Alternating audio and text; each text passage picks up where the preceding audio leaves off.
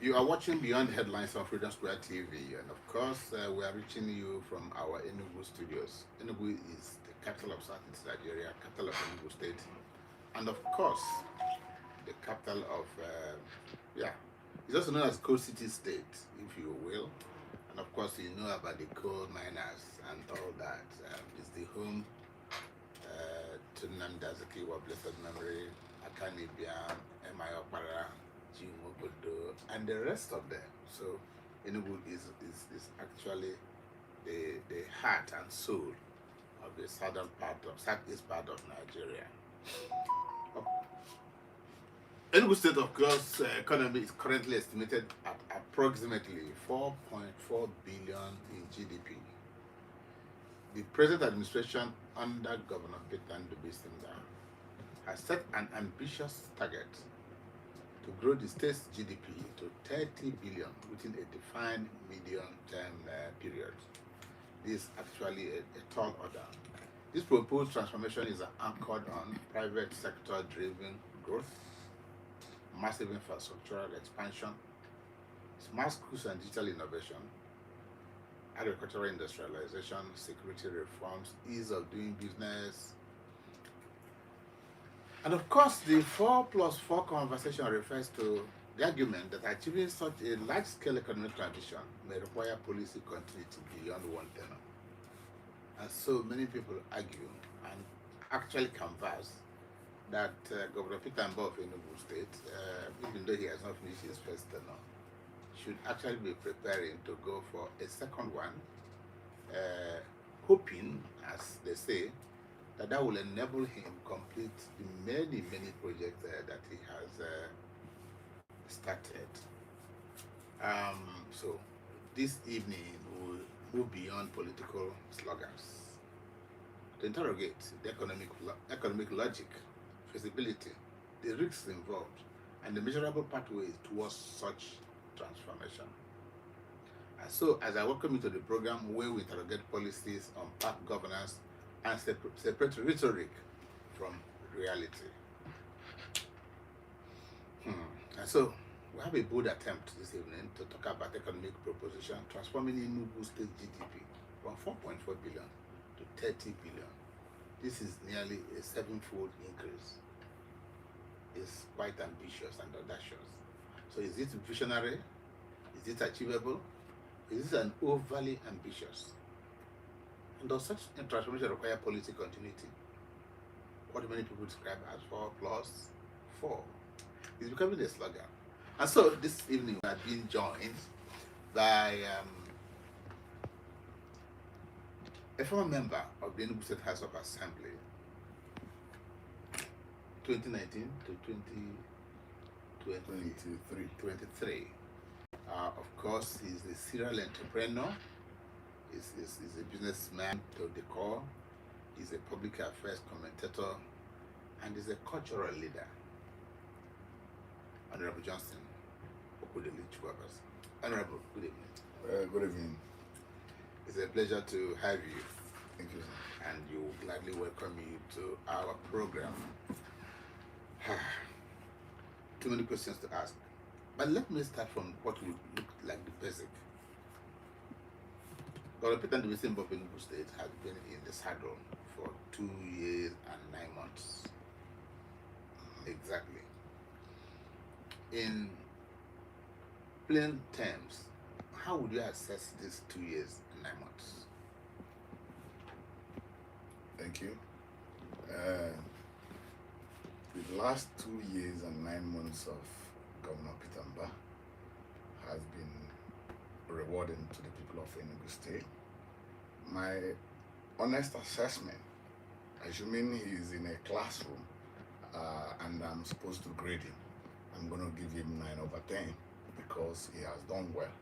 If you look at what we have had in Enugu State before now, you will see that he hasn't done abysmally. He has been doing well, ranging from his innovations, leading the e-governance, the agricultural, the innovations in agriculture through the smart farms and the smart school, and disruptive change in all the sectors of Enugu State, including expanding the revenue by widening the net. Governor Mba has not done badly. And if I'm to grade him, I think he should have 4x4. If some other that followed him were given that opportunity, he deserves such opportunity. Okay, is it 4x4 because others have done so, or 4x4 by merit? No, like I said, he has done well. He has not done badly.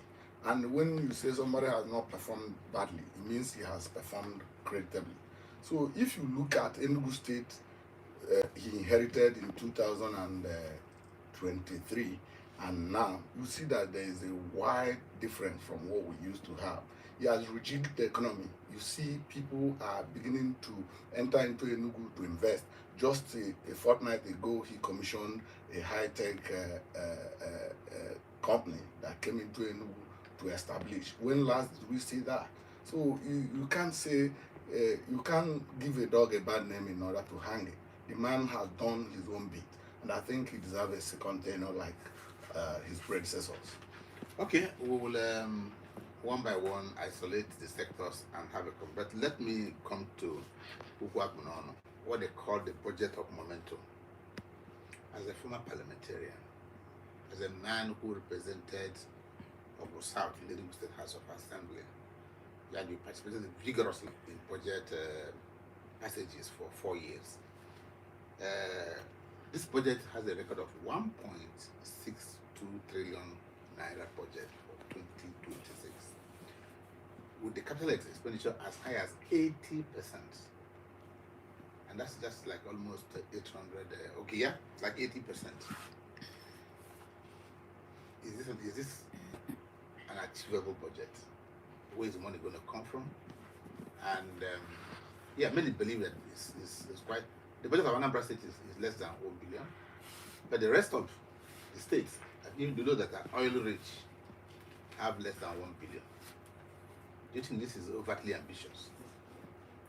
I do not think so, because he has shown that Enugu State has the capacity to expense such money and generate such money. If you look at the budget of all the states, Enugu State is around the 6th, or among the first 6th, apart from Lagos, who has up to 41 trillion in its budget. So Enugu State has shown that he has the capacity to move Enugu State from that 4 billion economy to around $30 billion economy. For instance, before this administration came on board, we used to generate between 36 billion naira as the internally generated revenue. But now it has moved it between 2023 to 2024, it has moved it from 36 billion, hovering around that margin, to around 144 billion. So that is a tremendous achievement. If you look at it, it's over 120%. So if you look at it, and he has given us a budget of 1.6 trillion as a budget of momentum for 2026. So if you look at the trajectory, the revenue, the internally generated revenue has widened, and it has improved tremendously. So, to crown it all, 80% of that budget proposal is on capital expenditure. And you know what capital expenditure in the economy can trigger. The multiplier effect is enormous. So you can't just say that it's not achievable. The guy is an ambitious man. He came from the private sector. He understands the economy. He understands how to do things and it will work. And if you look at Enugu State today, it's not what we used to have today. Before I left office as an honorable member, the last budget we passed was around 168.9 billion. So from 168 billion, you can see the internally generated revenue alone has covered that, both our capital and recurrent expenditure. So I don't see any reason why we can achieve that. So all we need is to support him, give him all the necessary support, and encourage him to do more. He's going to take Enugu State to where we are supposed to be. Okay, let's just try to have a look at sector by sector. Let's start with education, that is enjoying over 33% of the budget, and the bulk of that education budget is on the smart school. And the smart school is a model that is new to the southeast, which allows a ward, a political ward, to have one smart school per a ward. And it's believed that this smart school will be equipped with robotics and AI labs, different from the public schools. Many argue, rightly or wrongly, that the money being expended on the smart school should have been used to refurbish existing public schools. Do you share that idea? And if not, what is your take on the smart schools? The smart school is a wonderful innovation, I must say. You may have your opinion, but you see, our governor is a cosmopolitan man. He came all the way from Lagos. He has been there. He understands the business economy. So Enugu State needs to be taken away from the street slogan that Enugu is a civil service area. That unless the civil servants are paid, that is when businesses can actually make sales. So that is why when you see a smart school, smart in the sense that technology is taking over the world, and you can't leave children of Enugu State behind. Our traditional schools have no facilities to support this technology that is trending. So I think what the governor is trying to do is to keep Enugu State in tandem with what the technological advancement in terms of ICT development and robotics. It keeps us informed about it. So it is a good initiative. The money expend no there is a book I read while I was in secondary school. It says if you said knowledge is expensive, you can try ignorance. So there is no amount of money spent on a smart school or in education that you say it's a waste. The only thing is that we need to look and see from the prison where he's seen Enugu State in the next 7-8 years and take it from there. So you can we need to be thinking ahead. I think that is what he's doing. Many of us may not understand it today because of where we are coming from. We used to pay lackadaisical attitude to government businesses, and it's no more the same. So if you look at the man, his pragmatism is reflected in all he's doing, including the smart school. So for me, it is a good initiative, and we need to support it. If you look at the money you called may look big, but if you look at the inflationary rate, you see that 250 million cannot do much, or even it can't do much. So even private schools, you look at what they are collecting, and if we need a good result, we must put money into it. So I think it's a good initiative. People of Enugu State must grow beyond mundane interests and think about the future, just like the governor has set the pace. Okay, beyond buildings, which of course are the things we have seen or people are noticing about the smart school, it's been established that the state government has trained over 18,000 teachers in digital literacy. You're a widely traveled man. How do you think that this is preparing Enugu's youth for a global knowledge economy? 18,000 teachers Yes. to impart knowledge. Digital literacy. Yes. That's a milestone. And in the history of Enugu State, no one has done that. So I think, first of all, the building is one. After the building needs to be equipped. He specifically told us that, and if you look at the budget, you will see the money earmarked for all these things. So the building is one, which is the fiscal infrastructure, but we also need to equip it, and it's part of the budget. So training teachers is also part of it. So you can't drive technology without the manpower in there. So the teachers trained over 18,000 are going to populate 260 smart schools in Enugu State. I think he's planning ahead, and he should be commended instead of castigating him. I've seen the man has not done anything wrong. The issue is that change comes with some challenges, but our people must remember that we need to move from where we are to where we want to be. For Enugu State to measure up with some states like Lagos, Rivers, and some of the advancing states, we need to take a cue from what Governor Mba is doing, and everybody need to give you a support. Yes, as people campaign for a 4+4, the naysayers, the critics of the government said, look, no, that at inception he made a bogus promise, quote and unquote, that in 180 days he give water to every part of Enugu State. 2 years and 9 months, they are saying that there's many parts that are still looking for that water. And so they said, well, they don't want another promise in another 4 years. What do you think the government can do to get the water situation in Enugu right?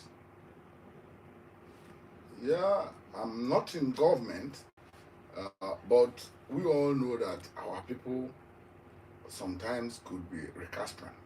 They do not obey the law. Enugu State, and Enugu City has a master plan predating its creation. The water problem in Enugu State it didn't start with Governor Peter Mba. It was because of his ambitious promise to the people of Enugu State. He said 180 days.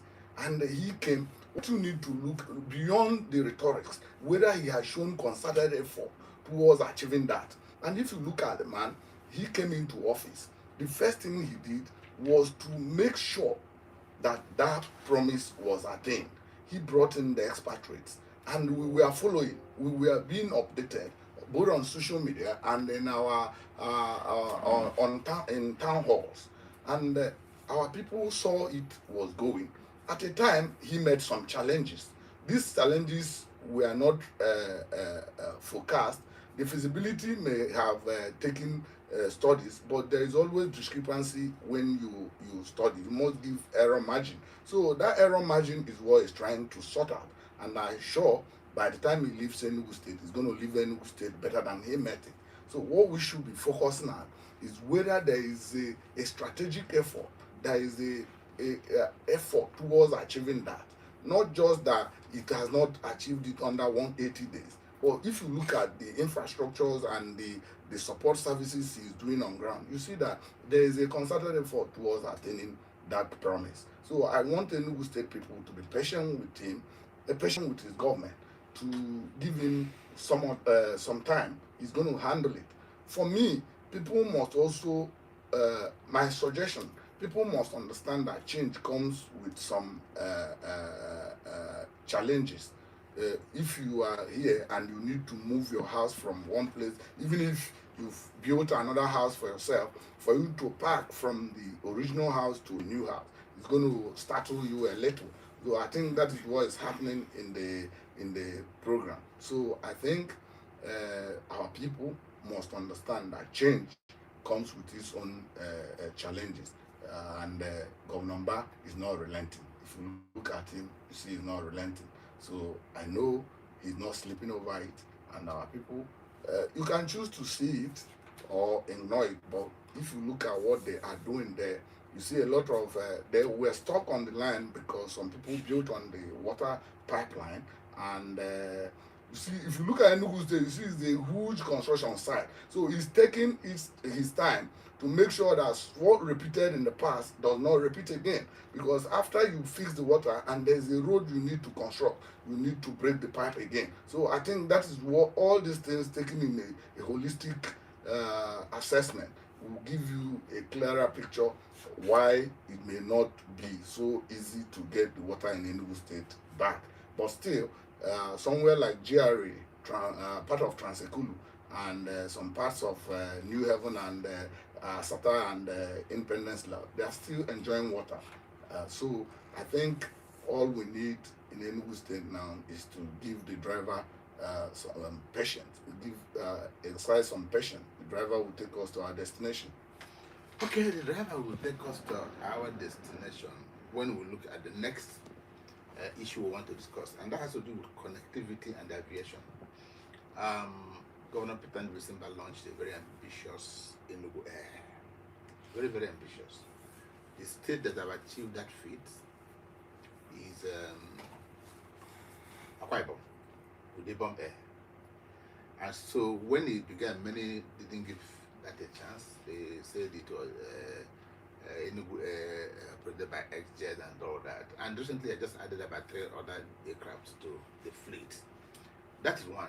The other is the bus terminals.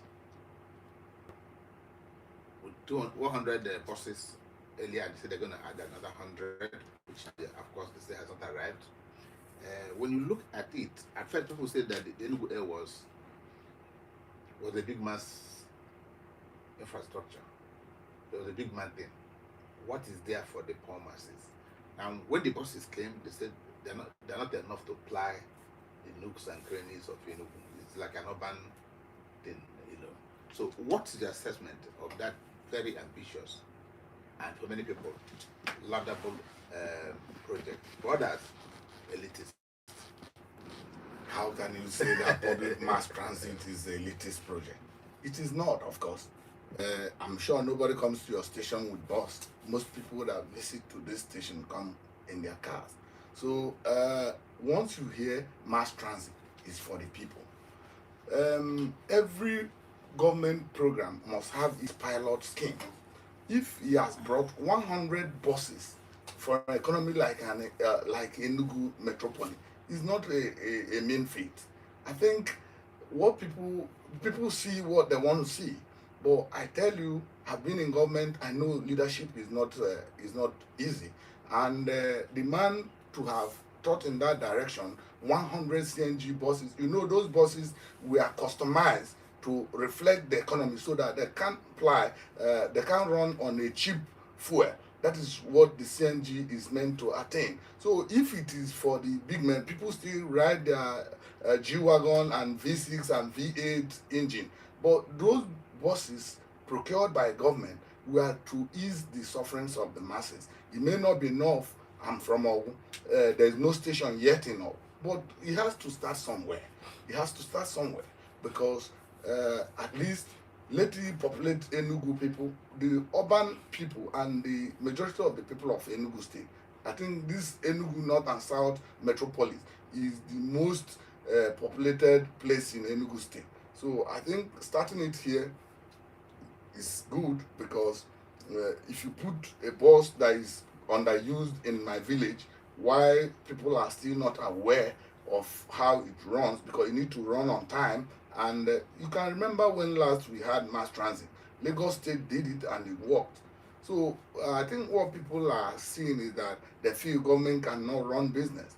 But those classical thoughts has since been invalidated because government cannot leave everything in the hands of private people. So government needs at times to intervene in the market when the market forces can no longer help to solve a problem. So that is an intervention. It doesn't stop the private people from participating in the transport sector. You made mention of the Enugu Air. That when I heard that, I was gladdened. I wasn't in the country when that was launched, or when I came in fact, when I came in this Christmas, I came to Enugu with the Enugu Air. So it was a good initiative. At least we can have our own local carrier. Before you come to Enugu, is either Peace is not there or Ibom Air is not there. If Akwa Ibom can do it, why wouldn't Enugu do it? All we need to do is that somebody is taking us to where we are supposed to be. And a lot of people are complaining that it is wide and we cannot afford it. See, a journey of 1,000 miles begins with a step. So Enugu has just, first of all, put one aircraft. Now they've ordered another 3 new aircrafts. So that is to tell you. I think it's about 5 or 6 now. Can you imagine? Yeah, so you see the rate at which it's growing. So I think the governor is putting his business ingenuity in governance, and our people need to commend him for that. So Enugu Air is a done deal. We are here, and Enugu Air is here. So no going back about it. I commend the governor for that. I commend his handlers. They are doing great. Okay, you said even by yourself that Enugu is one massive construction site. What's your view about the road infrastructure that's going on in Enugu? Do you think it justifies 4x4? Um, you can't say you are not seeing what I'm seeing in Enugu State. I told you that I just left government in 2003. A lot of road, 2023, sorry. A lot of roads in Enugu State had already gone bad. So it's not about constructing new ones or going to the village. Enugu needs to look like a city. Enugu needs to look like a city. And when these roads are done, it can attract people. People who are investing in Enugu will be the people to enjoy it. So if you look at somewhere around Tinker's Corner, I went through Tinker's Corner, through Grey Message, all those areas, Edward Nnaji Street, all those places are clear. This is a place ordinarily, I don't think government has a business there. But when they do that, the property there increases in value and the people there have a good life to live. That is what development is all about. And I think the governor, like I said, anytime, any day, deserve his flowers. And if others had been given the opportunity for a second tenure, he should be given that opportunity because he hasn't done badly. We'll be coming to that second time, but before then, let's talk about something that many people have applauded. While others said, look, it's just like all social media talk. And that is about the AI-powered command and control center that positively, actually, they have changed the security landscape of Enugu. But in spite of that, people still argue that it would appear that the effectiveness of that command and control is more on the news than in reality. Do you have an idea how effective it has been? It's reflected in the security in Enugu State. You can, just like before, when last did you hear that the armed men have attacked people both in the city and in the suburbs? It's not like the whole security issues are gone, but the command, the AI command and control, you may not be getting it, but the intelligence is being sent there. The governor has told us that there is going to be a drone. A drone can be up there, picking information, sending to the AI command and control. They will act on it. So that Enugu is calm is not by chance. It is intentional. The governor is intentional about it. So the AI command is not meant for everybody to understand. It is the people, the governor, they give report to the governor every day. And if the security is worsening, you and me know we'll be crying. The nightlife in Enugu is already returning. So it's not like it's not working, it's working. But we're in the security issues, it's not always made public. Because if you make it public, the bad guys will already have known your next move and could dodge you. So I think the command and control is a good initiative into security of Enugu State, and we're already getting results. People still come early now to do their early morning sports, unlike before, we were scared. When I was coming back, I thought it was going to, the news was just, but since December to now, I haven't encountered any serious news about insecurity in Enugu State. So the command and control is actually doing its work. And I'm sure if you go close to them, you will get more information than I have said. Okay. If you go to the streets of Enugu, rightly or wrongly, one of the things you come across, whether it is the woman who sells gari, or whether it is the landlord, or whether it is the landlady, or whether it is the person who is running a small business in any part of Enugu, they will tell you that they're overtaxed. That tax is too much. There are too many taxes. In fact, they keep on crying. Honorable, you traveled. You've seen the good part of life. You've seen what governments do.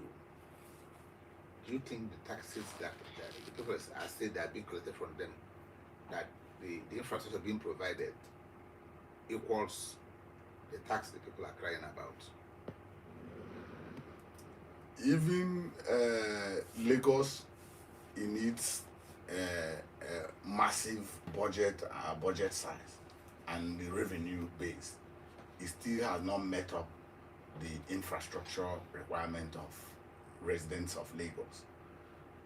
But it's not like they are not doing what they should do. Let me put it in this perspective.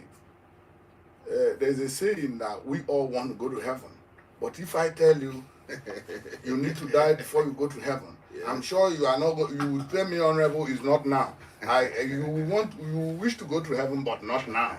So that is exactly what is happening with the tax law or the tax drive in Enugu State. Everybody needs to pay. You know, tax is a compulsory levy by the government to the citizens. I think where we should look at is the tax being used for public goods. If it's being used for public goods, at the long run, we will all be beneficiary of that tax. Because if you say you are not going to pay, how do you expect us to get the water problem solved? Everything boils down to Naira and Kobo. The government cannot run on its own except to pay. There are sources of government revenue. Tax is one of them. It is a statutory levy that government charges on its citizens to be able to meet up its financial obligation, like building the school, renovating schools, building roads, and even hospitals. So people have to cry, but they still want us to move from 4.4 billion economy to 30 billion economy. How are we going to do that? So the GDP need to grow, but when government gets the revenue and spends it on capital projects and infrastructure, that is when the economy will expand. So when you are selling orange, people can have the resources to buy it. Because when government spend money, the money goes into the household. The household will have the purchasing power to buy produced goods or industrial goods or even farm produce, because all of us cannot be in the farm. So I think what our people is saying is that they want to go to heaven, but they don't want to die. But somebody has to do it. We must do what we need to do as the people of Enugu State. So what we should channel our attention is towards probity of those funds and its application. And I think in a very short time of 2 years and 9 months, the governor has not shown cause for us to be worried. And for me, I will ask our people to take patience. Many of us who do business in Lagos and Port Harcourt pay even higher. But because Enugu needs to move from this trajectory to expanded economy, to experience that growth we need, so people need to pay. If you need it, our people, you know it, that our people say if you need good soup, you need to put your hand into your pocket. So I think that is what our people are doing. When you see the street lights, you see the command and control that Enugu is now tracking criminals with those things and money. When you see that there is an international conference center already fixed and Enugu is hosting mega functions and conferences, those things take money. They are public goods. You cannot build a hall that will accommodate 2,000 people at once. But the government will do that, and people will feel like he has not done anything. So I think our people need to take it easy. The only thing is that Nigerians and our people have not been paying tax before. In advanced world, people pay tax. Even when you are not doing anything, just for living in a house, you pay council tax. Our people do not pay tax. So that is a new idea that the governor has raised that he needs to get money from. So that is why the complaint is everywhere. But I'm sure last we'll be fine. Last will be fine. Health, they say, is wealth, and a healthy populace is a healthy nation. And so, Governor Peter Mbaki with the type 2 primary health centers that are expected to be constructed in the 260 wards, in what we call the one ward, one clinic, which is actually intended to lessen the burden on tertiary hospitals. I'm not sure whether I had the opportunity to walk around the city, the local governments, to see whether the 260 type 2 hospitals are on course. And if they are on course, what is your expectation about how we can change the health fortunes of Enugu? I may not be opportune to go across all the 260 wards of Enugu State, but I've got one in my village that is ongoing. The construction is at advanced stage. I think the governor just want to bring the Western world here. In every 260 is not even enough. In every say 500 meters, you will see what they call GP in advanced world. GP. That GP is like a health center, a local health center, where some illnesses, small illnesses could be treated. So that will reduce the burden on tertiary hospitals. Except you have an illness that requires consultancy, that requires high professional consultation. That is when you'll be taken to, imagine there is no, a woman is having level, you need to go to general hospital. Somebody is having malaria, you need to go to general hospital. Somebody is having even BP and sugar that can be managed at that level once you've been diagnosed of the illness, except you are having complications.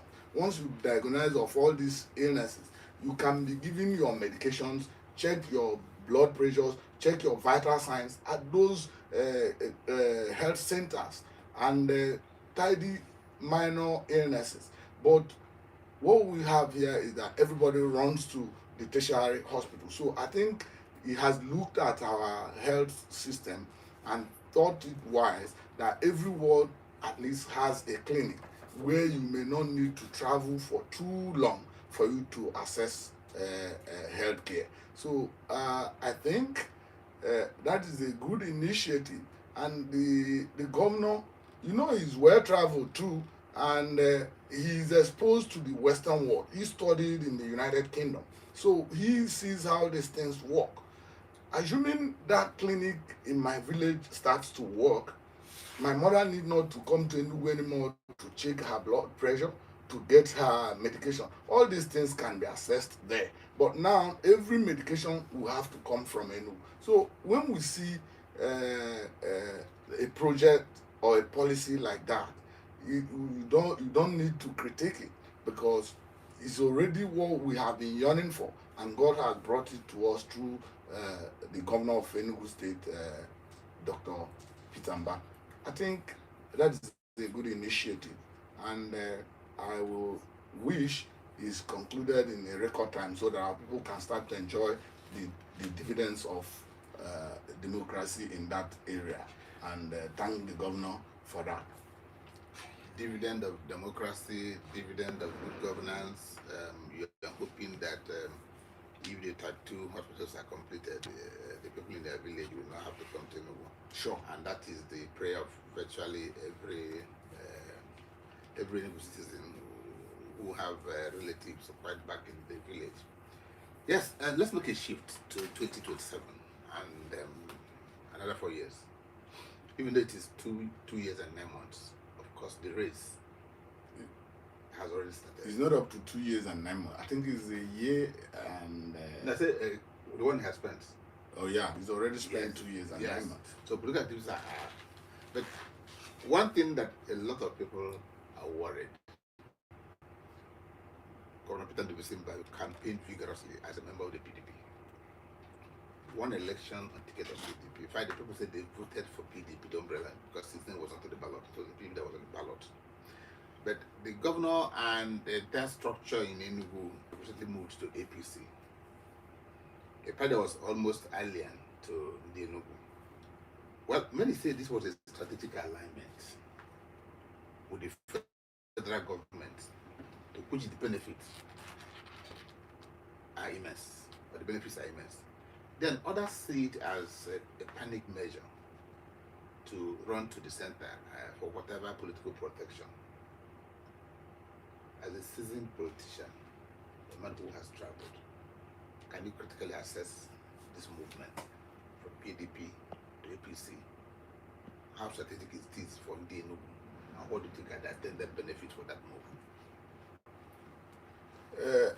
In a nutshell, you may like a cloth so dear to you, you may like a particular cloth so well, But when it gets dirty, you need to pull it and wash it. If you look at before Governor Mba and the people of Enugu State, by extension, moved into APC, he has tried every effort to rescue this party, PDP. The PDP was irredeemable at the point the governor had to move. And his move was strategic. He doesn't need to move from PDP and move another one to a more parochial party. He needs to go to a party that has national outlook. See, it's just like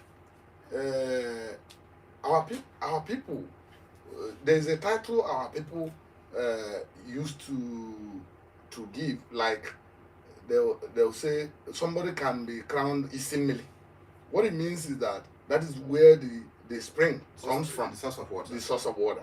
So when the governor moved from PDP to APC, you can't quantify the benefit. Immediately he moved, you see a young man, a former Attorney General of Enugu State, became a minister. That was not given to people of Enugu. They make random choices when they want to select. But governor, who is the father of the state, was consulted and he made recommendation, and Enugu State became calm. That is one of the benefits. Some other appointments that are coming to Enugu State, well, consultations will be made with the governor. Apart from that, you can count how many times the president and vice president has visited Enugu State on a walking tour. All those visits, they make promises. You can also count that Enugu State is almost turning to be the headquarters of the Southeast Development Commission. Of course, that is where they have requested for land to build their headquarters. So I think you can't quantify it. The benefits are enormous. But the issue is that because we are doing politics, people are going to say what they want people to believe. But if you look at it critically, you can't see the source of water and still go backwards to go and look for it where the water runs to. So at this point in time, Enugu State need to queue at the water source so that we can fetch a clean water. Okay, as you look directly to the eyes of your viewers, would you in good honesty say in the past 2 years and 9 months that the APC-led federal government is on the right track in Nigeria? For me, my honest assessment of APC-led federal government they may have not done all that the Nigerian people want them to do. Up to now, Nigerian people still not enjoy steady electricity and all whatnot. But that is not to say they have not made their giant strides. In the areas of fuel subsidy removal, that has been a cankerworm that has been eating up the economy of Nigeria. So when the president came on board, he stopped that. And Nigerians are better in for it. You can't hear anybody again saying he imported XYZ amount of petrol, and even when it's short, government starts to pay for what they do not see. And they also removed they floated the naira, and the forex is no longer the rich get the forex from standard rate, and everybody goes to the black. Any other person goes to the black market. So the price is everywhere. You can see stability in it. In the fuel area, you can also see stability, that there's no more scarcity, even though it's a little bit on the high side. But I know at the long run, with the production of Dangote refinery, over time it's going to come down. But not that all our problems are gone, but I think the government is doing its best.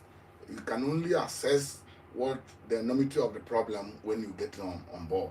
So, but until then, the people of Nigeria must understand that these problems did not start today. It didn't start today. It has been there. When PDP was there, it was there.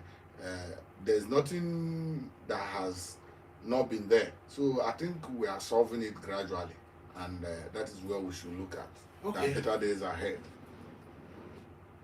The group they call the Tomorrow is Here movement, that they are vigorously arguing for a second term for the governor. they're arguing that one, it is imperative that he maintains the zoning system. That if the governor goes for a second term, the zoning system in Enugu will be maintained. And they agree vigorously about that. They also talk about continuity of projects. They said the massive disruptive project that Peter Mba had embarked on, like the smart school, like refurbishing of moribund industries and infrastructure, the massive road projects, etc., etc. For that reason, they're asking for a second term for the governor. Many others are critically saying that is not the correct thing.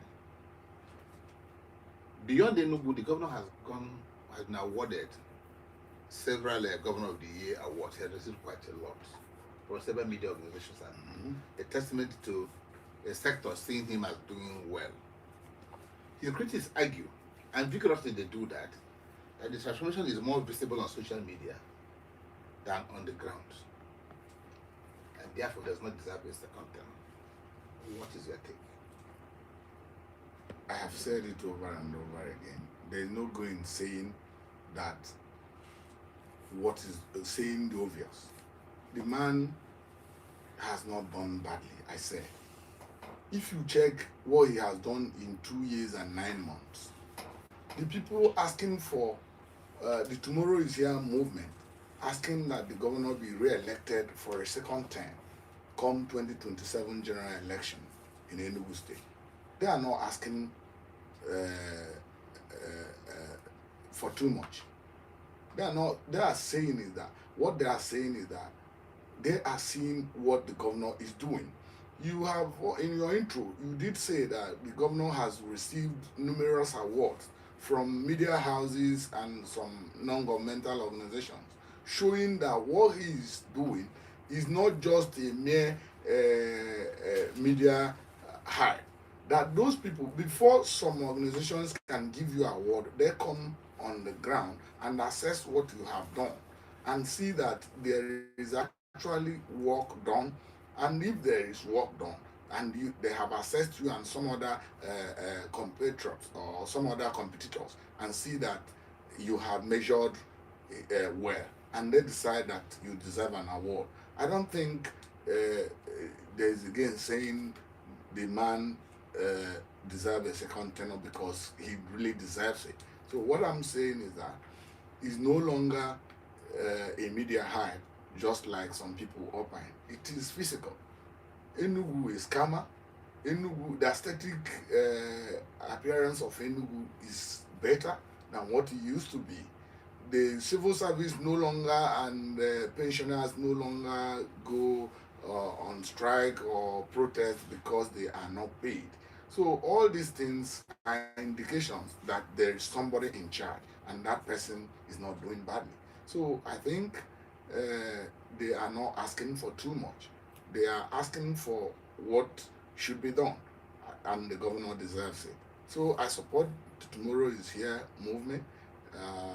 If I have anything to go beyond what they are, do beyond what they are doing to make sure that the people of Enugu State understands that the governor has set us on the right trajectory, I will do that.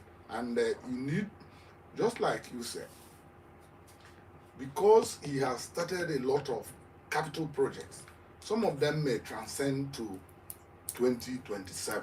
So if you do not return the man, how are you sure that the incoming whatever person comes in after him is going to finish what he started? You know, when he came on board, he started cleaning up a lot of abandoned projects.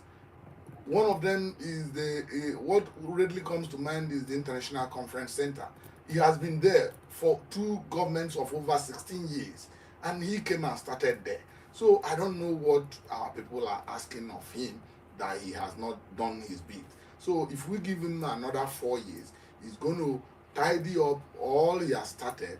We look at the end of the smart school and you show us how to do it. And the smart school and the smart hospitals, he will be the one to pilot it. We'll see how it's going to work under him. So that person coming on after him we will not have to start doing hospitals and schools all over and all over again. But if you stop it here now, another person comes to promise us about schools.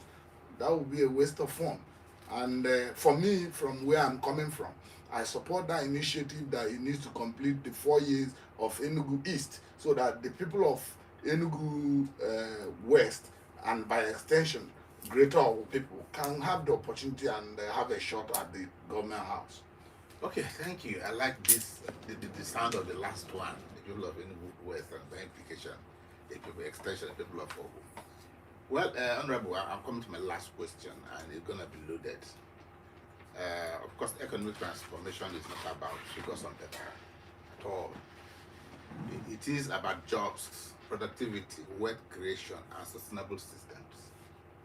If a government, if a system is doing well, of course, we've been abroad every month they tell you about the job placements. You know what job had been created in the particular month. Yes. They watch it every day, and well, I don't know whether it has an index to indicate the number of jobs being created out of all this happening in Enugu. Of course, we looked at ambition, we looked at the arithmetic, the risks involved, and the political implications of all that.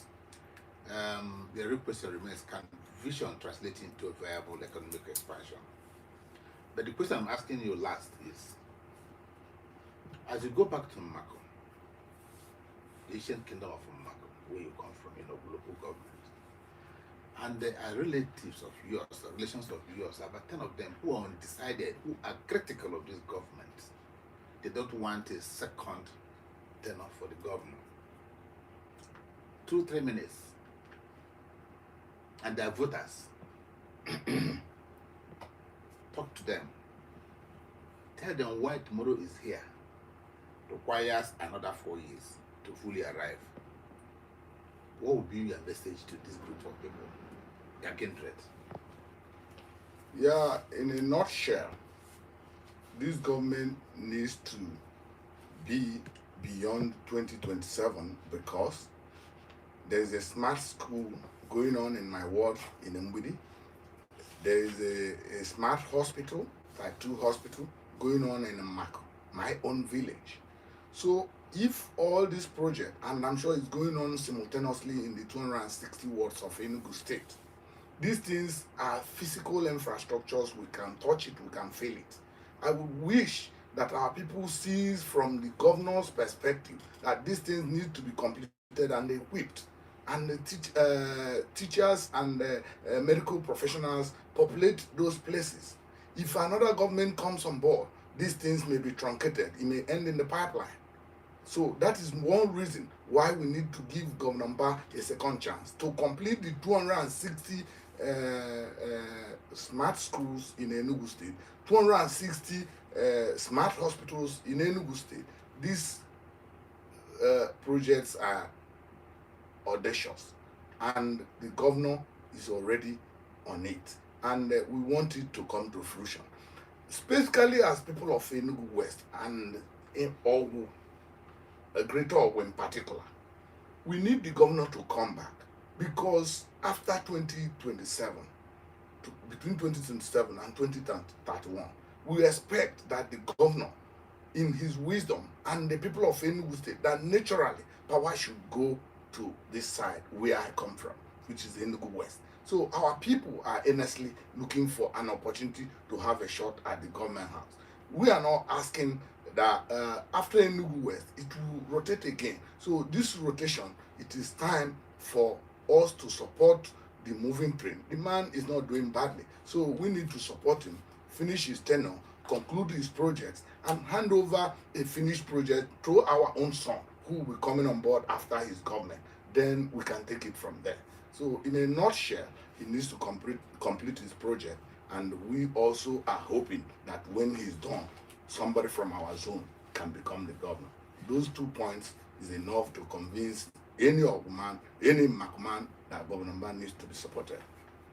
Thank you very much, Honorable Johnson Chukwuabazi, for your insights and for a well thought out conversation we've had this evening.